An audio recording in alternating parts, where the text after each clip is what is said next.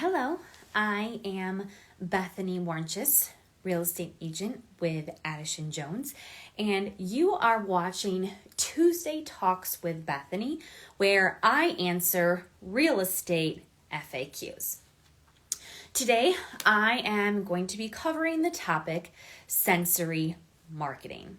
So, whether you are thinking about getting your house on the market or you are already on the market, these are going to be some good tips for you.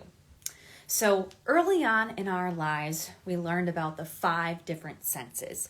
We learned about sight, we learned about smell, we learned about taste, we learned about hearing and sound, and we learned about feeling and touch.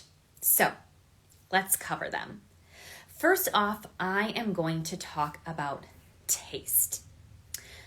Some of you have probably been to a showing or an open house where you've walked in and there is a plate of fresh baked cookies for you to eat. And it's just a warm feeling that hits you because you get to taste a yummy fresh baked cookie. So fresh baked goods are a great idea. They're a lot of fun to put out there and to make a fun, good first impression. Another really good idea is to showcase fruits and vegetables in your yard. So maybe you have a big raspberry patch and you pick some raspberries, put them in a bowl, set them on the table, write a nice little note about where they came from, and feel free to grab some. Or maybe it's closer to fall and you've picked some apples and you're going to have someone take an apple, or even, you just have a garden and you have tons of cucumbers or zucchinis, so you want to share them, just put them out on the table with a little note that somebody can grab one and take one along. I know that I still remember years ago when I was 13 years old and my family was looking at houses. I remember walking into a house where a seller did have fresh raspberries from their raspberry patch, sitting on the table in a bowl, and I remember eating some, and I really loved that house. But that sensory marketing was great, and so I encourage it. You also could even take something like, say you have rhubarb, and then you bake rhubarb bars, and then you leave a little note and you talk about how you use the rhubarb from your garden, the established rhubarb patch, and how you've been doing it for years, and how you hope the new buyer will also get to do fun things like that. So sensory marketing with the taste. Next up is the smell. So I talked about the baking of the cookies or the baked goods. If you do that before a showing or before an open house, then your whole house is going to smell so good, like something fresh baked. So that's an idea, but a lot of the time we may not necessarily have the time for that. So what are some other good ideas? Well, you can do a diffuser. So the one where it's got the little bit of water and you put in a few drops of the essential oils and it diffuses throughout the house. Or there are also those little reed diffusers, and you can just flip the sticks to make it more of a fresh smell. You can do a wax warmer or a candle or a plug-in air freshener as well. If it's a beautiful day outside, you can open up the windows and get some fresh air inside. And then the smell of clean. You know how it is when you clean your kitchen or you clean your bathroom and you just walk in and it smells fresh and clean. So that. And then a good idea would be to shampoo your carpets. So you get out any of those lingering smells of pet or sweat or smoke or anything like that. So it's a fresh smelling carpet. Number 3 is going to be sound. I want you to think about when you go to a spa and you walk in and it's so relaxing because they just have this relaxing music playing. Or think around Christmas time. You walk into a store and there's Christmas music on and it just makes you so jolly and happy. So think about maybe what music you could play to put a buyer in a good mood. Another good idea, say you live out in the country and you've got a lot of nature sounds out there. If you open your windows and let the nature sounds flood in, that's a great idea as well. Number 4 I'm going to talk about is the touching, feeling sense. So something that's important is you want to make the buyer feel comfortable. So especially when it comes to vacant homes. So sometimes sellers are wanting to save on their energy bill, and sometimes they need to do that. But it's a vacant property and you're keeping it at 50 degrees in the middle of winter.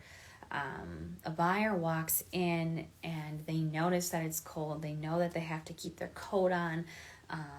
Their feet are going to be freezing when they take their shoes off. So instead of walking in and thinking, wow, this is a beautiful house, the first thing they are going to think about is, wow, it's cold in here. So it's just something to consider, where's their mind going? Same thing in summer. Use your AC. I have had buyers walk into houses that are vacant and have their AC on and say, wow, this feels so nice. And it's the first thing they notice when they walk in the door. And then on the other end of that, houses that haven't used AC and they are upstairs and it's so hot and they're sweating and they just want to pop in and out because it's so hot up there and they don't really want to spend time up there. So think about using your AC and using your heat, because it's going to make a buyer more comfortable and keep their mind where it should be on the house instead of the temperature that they're feeling. Another good thing for feeling, especially in winter in Wisconsin, is if you have heated floors, turn them on. People walking around without their shoes off are going to walk into your bathroom or your kitchen and they're going to feel it and it's going to warm them up and they're going to like that. It's going to help sell them. Or, maybe you don't have heated floors, but you put down a nice fuzzy rug on one of your wood floors, and now they're picturing what fuzzy rug they have or that they can buy and put there instead and how comfy it was on their feet. So help them feel. The last sense I'm going to talk about is sight or seeing. So when a buyer walks in, they see what they see and they start envisioning. So normally their brain is going to go in one of two directions. Either they're going to start thinking about a to-do list of, this is what I need to do in this house, or I can envision myself here. So more of that to-do list brain that we don't want. I would suggest you go back and watch my video, how to get your home ready for sale, but I'll just quick go over that. You want to make sure you are decluttering so they don't see a ton of stuff everywhere. I've had buyers ask, so when the sellers move, they're taking all this stuff, right? So they're concerned about that versus being focused on the aspects of the house. Cleanliness, if something's just really gross and grimy, they might think, can I ever get it super clean? And just be grossed out by it. So you want to make sure it's clean. The depersonalization, so taking down your style-specific decor. Maybe you have a ton of art projects hanging everywhere and a ton of pictures everywhere. It's okay to have a little bit of it, but you don't want it everywhere because you want that buyer to be able to picture themselves there, and it's hard to do if they're just seeing you there. And then maintenance items, them walking around and say, okay, that sink is leaking. There's all these missing electrical outlet plates that I'm going to have to take care of. There's a missing piece of trim I got to do. So, like I said, that to-do list. So just get the maintenance done so they aren't thinking that and they're paying attention to other things instead. And then neutral paint colors. So even if they do change the paint color as a buyer, that's fine. But you don't necessarily want them to come in and see bright orange or bright green because you're just so distracted. Like, wow, look at the paint color in this room, instead of, oh, look at the size of this room, or look at this closet, or this looks like beautiful new carpet. They just get really more distracted by, like, boom, in your face color. So if you want more in depth about that, go back and watch that video I have. So like I said, you want to create this experience for the buyer. You want them to be able to envision themselves in your home. So I'm going to give you 2 examples of how you can do this, one being winter, one being summer. So let's picture that it is winter in Wisconsin and they walk into your living room.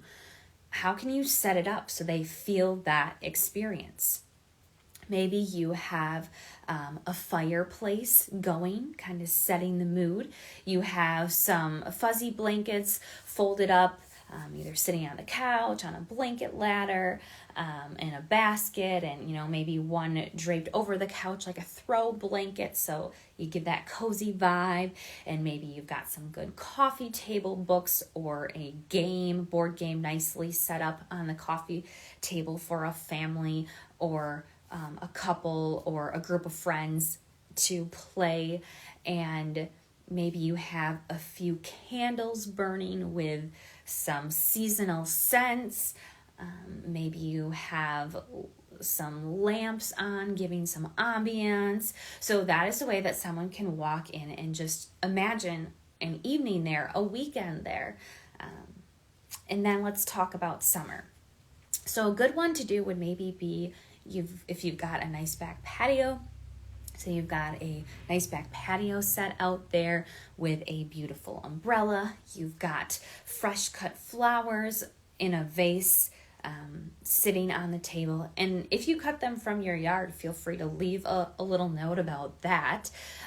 Maybe you have a little citronella candle burning. Maybe you have some tiki torches out there, a portable speaker. Maybe you have a bottle of wine and a couple wine glasses out there. And so it's just setting that stage of them coming out there and being able to picture themselves sitting down, hanging out on an evening, a Saturday afternoon, and you've just set the stage for them to walk in and enjoy it. And now they can picture themselves there moving forward. So I hope you understand why sensory marketing is important, how it can help you, because the more senses we appeal to, the more that we remember things. It's also how we form memories, by the more senses that are involved. So it's just a good idea to appeal to as many of the senses as possible that you can. So I hope this was helpful to you if you're thinking of selling or if you are already on the market. Feel free to join me next week, and in the following weeks, I'm going to start another little series where I talk about market trends and what's going on in the market and why. So I look forward to seeing you next week. Have a great Tuesday.